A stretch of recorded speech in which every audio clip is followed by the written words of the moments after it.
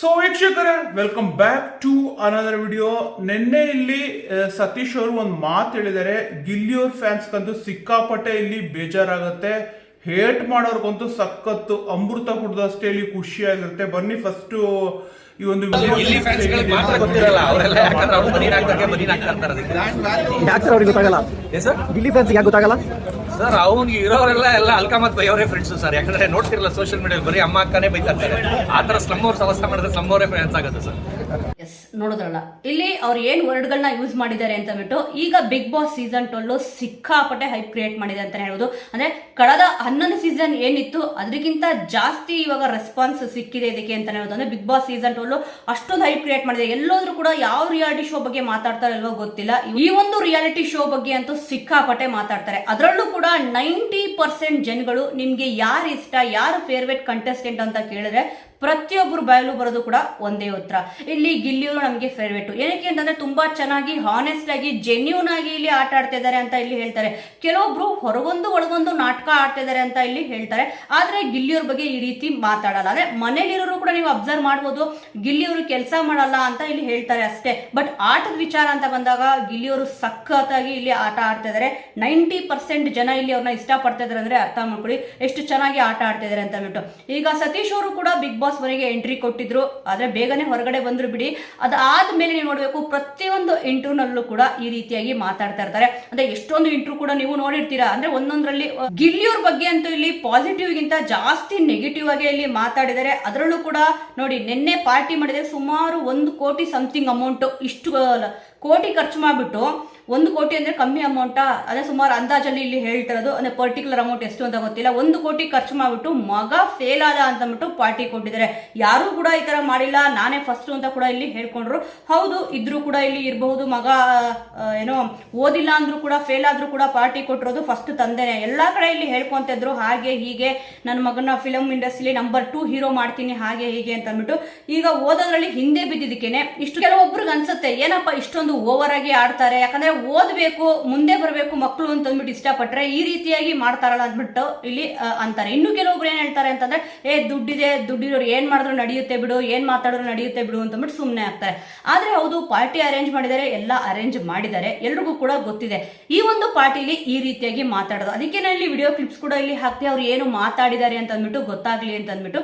ಕೆಲವೊಬ್ರಿಗೆ ಹೇಳ್ತಾರೆ ಹೌದು ನೀವು ನಿಜ ಹೇಳ್ತಾ ಇದ್ದೀರಾ ಅಂತ, ಏನ್ ಗ್ಯಾರಂಟಿ ಅಂತ ಅಂದ್ಬಿಟ್ಟು. ಅದಕ್ಕೆ ಇಲ್ಲಿ ವಿಡಿಯೋ ಕ್ಲಿಪ್ಸ್ ಕೂಡ ಇಲ್ಲಿ ಹಾಕಿದ್ದು, ಅವ್ರು ಏನ್ ಮಾತಾಡಿದ್ದಾರೆ ಅಂತ ಅಂದ್ಬಿಟ್ಟು. ಎಲ್ಲಾ ಕಡೆ ಸುಮಾರು ಸೋಷಿಯಲ್ ಮೀಡಿಯಾ ನೀವು ಕೂಡ ಅಬ್ಸರ್ವ್ ಮಾಡಬಹುದು. ಇದು ಕಾಸ್ಟ್ಲಿ ಬಟ್ಟೆ, ಇದೊಂದು 30,000, ಇದೊಂದು 80,000, ಮತ್ತೆ ಸ್ಪಂದನ ಅವರು ಒಂದು 70,000 ಟಿ ಶರ್ಟ್ ಎತ್ಕೊಂಡ್ಬಿಟ್ಟಿದ್ರು ನಂದು ಅಂತ ಇಲ್ಲಿ ಹೇಳಿದ್ರು. ಅದನ್ನ ಇಲ್ಲಿ ಕಿಚ್ಚನ ಪಂಚಾಯತಿಲಿ ಒಂದ್ಸತಿ ಅದ್ರ ಬಗ್ಗೆ ಒಂದು ಕ್ಲಾರಿಟಿ ಸಿಕ್ತು. ಆತರ ನಾನೇನು ಸ್ಪಂದನ ಅವರು, ಕಿಚ್ಚ ಸುದೀಪ್ ಸರ್ ಸ್ಪಂದನ ಅವ್ರನ್ನೇ ಕೇಳಿದ್ರು. ಅದಕ್ಕೆ ಸ್ಪಂದನ ಅವ್ರು ಹೇಳಿದ್ರು ಇಲ್ಲ ಸರ್ ನಾನು ಅದನ್ನು ಎತ್ಕೊಂಡಿಲ್ಲ ಅಂತ ಅಂದ್ಬಿಟ್ಟು. ಈ ಒಂದು ವಿಚಾರ ಹೊರಗಡೆ ಸಿಕ್ಕಾಪಟ್ಟೆ ಓಡ್ತಿದೆ, ಚಡ್ಡಿಯನ್ನು ಕೂಡ ಎತ್ಕೊಂಡಿದ್ದೀರಂತೆ, ಮತ್ತೆ ಇಲ್ಲಿ ಬಟ್ಟೆನೂ ಕೂಡ ಎತ್ಕೊಂಡಿದ್ದೀರಾ ಅಂತ ಓಡ್ತಿದೆ ಅಂತ ಬಂತು. ಬಟ್ ಅವ್ರು ಎತ್ಕೊಂಡಿಲ್ಲ ಅಂತ ಅಂದ್ಬಿಟ್ಟು ಬಿಗ್ ಬಾಸ್ ಮನೆ ಒಳಗಡೆ ಗೊತ್ತಾಯ್ತು. ಅದಾದ್ಮೇಲೂ ಕೂಡ ಅವ್ರದ್ದು ಅಷ್ಟೊಂದು ಕಾಸ್ಟ್ಲಿ ಬಟ್ಟೆ, 80,000 ಶರ್ಟು, 1,00,000 ಶರ್ಟು, ಈ ತರಗಳು ಸುದ್ದಿ ಹರಿದಾಡ್ತಾ ಇತ್ತು. ಆದ್ರೆ ನಿನ್ನೆ ಏನೊಂದು ಪಾರ್ಟಿ ಅರೇಂಜ್ ಮಾಡಿದ್ದಾರೆ, ಆ ಪಾರ್ಟಿಯಲ್ಲಿ ಇವ್ರಿಗೆ ಒಂದು ಗಿಫ್ಟ್ ಕೂಡ ಕೊಟ್ಟಿದ್ದಾರೆ. ಅದ್ರ ರೇಟ್ ಎಷ್ಟು ಅಂತ ಇಲ್ಲಿ ಹೇಳಿಲ್ಲ ಪರ್ಟಿಕ್ಯುಲರ್ ಆಗಿ. ಇಲ್ಲಿ ಅದ್ರದ್ದು ಇಮೇಜ್ ಕೂಡ ಇಲ್ಲಿ ಹಾಕ್ತೀನಿ ನೋಡಿ. ಈ ಒಂದು ಶರ್ಟಿನ ಬೆಲೆ ಸುಮಾರು ಎಷ್ಟಿರ್ಬೋದು ವೀಕ್ಷಕರೇ? ನಿಮ್ಮ ಅಂದಾಜಿನ ಪ್ರಕಾರ ಹೇಳಿ. ಯಾರು ಎಷ್ಟು ಕಾಸ್ಟ್ಲಿ ಶರ್ಟ್ ಬೇಕಾದ್ರೂ ಇಲ್ಲಿ ಹಾಕಿ. ದುಡ್ಡಿರೋರು ಜಾಸ್ತಿ ದುಡ್ಡನ್ನ ಕೊಟ್ಬಿಟ್ಟು ಇಲ್ಲಿ ಶರ್ಟ್ ಗಳನ್ನ ಕೊಂಡ್ಕೊಂತಾರೆ. ಮಿಡ್ಲ್ ಕ್ಲಾಸ್ ಇರೋರು ನಮ್ಮ ಹತ್ರ ಎಷ್ಟಿದೆ ಅಷ್ಟರಲ್ಲಿ ತಗೊಳ್ಳೋಣ ಅಂತ ಇಲ್ಲಿ ಅನ್ಕೊಂತಾರೆ. ಕೋಟ್ಯಾಧಿಪತಿಗಳಿದ್ರೆ ಈ ರೀತಿ ಆಡ್ತಾರೆ. ಬಟ್ ಆದ್ರೆ ಇಷ್ಟೊಂದು ಓವರ್ ಆಗಿ ನಾನು ಇಷ್ಟು ಏನೋ ಖರ್ಚು ಮಾಡ್ಬಿಟ್ಟು ಬಟ್ಟೆ ತಗೊಂಡೆ ಅಂತ ಯಾರು ಹೇಳಲ್ಲ. ಇಲ್ಲಿ ಕೊಟ್ಟಿರೋದೇ ಗಿಫ್ಟ್, ಆಲ್ಮೋಸ್ಟ್ ಅವರೇ ಇವ್ರಿಗೆ ಬಟ್ಟೆ ಪ್ರೊವೈಡ್ ಮಾಡೋದಂತೆ. ಆದ್ರೆ ಈ ಬಟ್ಟೆ ಬೆಲೆ ಏನಿದೆ ಅಂತ ಅಂದ್ಬಿಟ್ಟು ಹೇಳಿಲ್ಲ. ಬಟ್ ಅದೇ ಹೇಳಲ್ವ, ಕೆಲವೊಂದು ವಿಚಾರಗಳು ಹೇಳಿಲ್ಲ ಅಂದ್ರೂ ಕೂಡ ಪರವಾಗಿಲ್ಲ. ಇಲ್ಲಿ ಮೇನ್ ಆಗಿ ಗಿಲ್ಲಿಯವ್ರ ವಿಚಾರನ ಇವ್ರು ಯಾಕೆ ತಗೋಬೇಕಿತ್ತು ಅಂದ್ರೆ, ಕೇಳಿದಾಗ ಅದೆಷ್ಟನ ಇರ್ಲಿ ಬಿಡಿ, ಅವ್ರು ಪ್ರೀತಿ ವಿಶ್ವಾಸದಿಂದ ಕೊಟ್ಟಿದ್ದಾರೆ, ಯಾಕೆ ಕೇಳಬೇಕು ಅಂತ ಹೇಳಿದ್ರೆ ಮುಗ್ದೋಗೋದು. ಗಿಲ್ಲಿ ಫ್ಯಾನ್ಸ್ಗಳಿಗೆ ಮಾತ್ರ ಗೊತ್ತಿರಲ್ಲ ಅಂತ ಇಲ್ಲಿ ಹೇಳ್ತಾರೆ. ಅಂದ್ರೆ ಗಿಲ್ಲಿಯವ್ರ ಫ್ಯಾನ್ಸ್ಗೆ ಗೊತ್ತಾಗಲ್ವಂತೆ ಅದ್ರ ಬಟ್ಟೆ ಬೆಲೆ ಎಷ್ಟು, ಅಂದ್ರೆ ಆ ಬಟ್ಟೆ ಅಷ್ಟೊಂದು ದೊಡ್ಡದಿದ. ಎಲ್ಲಾ ಫ್ಯಾನ್ಸ್ ಕೂಡ ಒಂದೇ ತರ ಇರ್ತಾರೆ ಅಂತ ಏನ್ ಗ್ಯಾರಂಟಿ? ಅದ್ರಲ್ಲೂ ಕೂಡ ಗಿಲ್ಲಿಯವ್ರು ಬನೇನ್ ಹಾಕೊಂತಾರಲ್ವ, ಅದಕ್ಕೆ ಅವ್ರ ಫ್ಯಾನ್ಸು ಕೂಡ ಬನೇನ್ ಹಾಕೊಂತಾರೆ, ಅದಕ್ಕೋಸ್ಕರ ಗೊತ್ತಾಗಲ್ಲ ಅಂತ ಅಂದ್ಬಿಟ್ಟು ಇಲ್ಲಿ ಹೇಳ್ತಾರೆ. ಮೊನ್ನೆ ಅಷ್ಟೇ ಗಿಲ್ಲಿಯವ್ರು ಕೂಡ ಇದ್ರ ಬಗ್ಗೆ ಹೇಳಿದ್ರು. ಅಂದ್ರೆ ಎಂತ ಶ್ರೀಮಂತ ಇದ್ರು ಕೂಡ ಇಲ್ಲಿ ಬನೇನ್ ಹಾಕೇ ಹಾಕ್ತಾರೆ ಅಂತ ಅಂದ್ಬಿಟ್ಟು. ಬನೇನ್ ಹಾಕಿದ ತಕ್ಷಣ ಅವ್ರು ಬಡವ್ರು ಅಲ್ಲ ಅಂತ ಕೂಡ ಇಲ್ಲಿ ಹೇಳಿದ್ರು. ಹೌದು, ಬನೇನ್ ಹಾಕಿದ ತಕ್ಷಣ ಅವ್ರು ಬಡವರು ಅಂತ ಯಾಕೆ ಅನ್ಕೋಬೇಕು?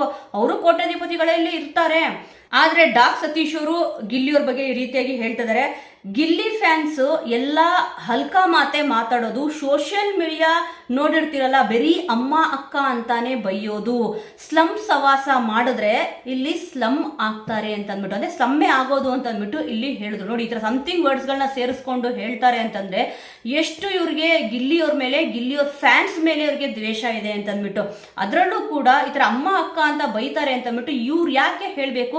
ಯಾರಿಲ್ಲಿ ಗಿಲ್ಲಿಯವ್ರ ಫ್ಯಾನ್ಸ್ ಅಮ್ಮ ಅಕ್ಕ ಅಂತ ಬೈದಿದ್ದಾರೆ? ಆಲ್ಮೋಸ್ಟ್ ಇಲ್ಲ ಗಿಲ್ಲಿಯವರು ಅಂದ್ರೆ ಅವ್ರು ಏನೇ ಆಟ ಆಡ್ತಾ ಇದ್ರು ಕೂಡ ಸರಿಯಾಗಿ ಆಟ ಆಡ್ತಾ ಇಲ್ಲ ಅಂತ ಇಲ್ಲಿ ಹೇಳಿದ್ದಾರೆ. ಗಿಲ್ಲಿಯವ್ರ ಫ್ಯಾನ್ಸ್ ಯಾರಿಗೆ ಬೈದಿದ್ದಾರೆ ಅಂತ ಆಕ್ಚುಲಿ ಆಗಿ ಗೊತ್ತಿಲ್ಲ.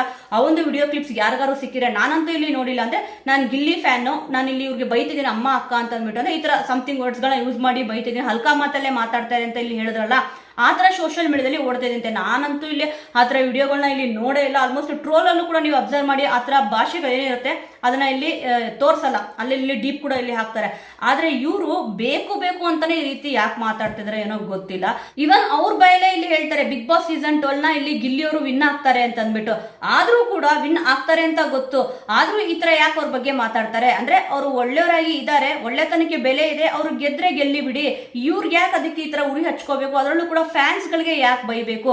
ಹೌದು, ಅಂದ್ರೆ ಇವರು ಗಿಲ್ಲಿಯವ್ರನ್ನ ಬಿಗ್ ಬಾಸ್ ಮನೆಯೊಳಗಡೆ ನೋಡಿದ್ರು, ಆಟ ಚೆನ್ನಾಗಿ ಆಡ್ತಲ್ವಾ, ಅವ್ರಿಗೆ ಇಷ್ಟ ಆಗ್ತಲ್ಲ, ಅವ್ರು ಹೇಳ್ಕೋಬೇಕು. ಪರ್ಸನಲಿ ನನಗೆ ಇಷ್ಟ ಆಗ್ತಲ್ಲ, ಗಿಲ್ಲಿಯವ್ರ ಆಟಿಟ್ಯೂಡ್ ಇಷ್ಟ ಆಗ್ತಲ್ಲ, ಅಥವಾ ಗಿಲ್ಲಿಯವ್ರು ಮಾತಾಡೋದು ನನಗೆ ಇಷ್ಟ ಆಗ್ತಲ್ಲ ಅಂತ ಅಂದ್ಬಿಟ್ಟು. ಆದ್ರೆ ಫ್ಯಾನ್ಸ್ಗೆಲ್ಲ ಯಾಕೆ ಬೈಬೇಕು? ಅಂದ್ರೆ ಗಿಲ್ಲಿಯವ್ರ ಫ್ಯಾನ್ಸ್ ಬರೀ ಸ್ಲಮ್ಗಳು ಅಂತ ಅಂದ್ಬಿಟ್ಟು ಮಾತಾಡ್ತಾರೆ. ಗಿಲ್ಲಿಯವರು ಸ್ಲಮ್ಮು, ಇವರು ಸ್ಲಮ್ಮು ಅಂತ ಅಂದ್ಬಿಟ್ಟು ಇವರು ಈ ತರ ಪದ ಬಳಕೆಗಳನ್ನ ಇಲ್ಲಿ ಮಾಡ್ತಾ ಇದಾರೆ.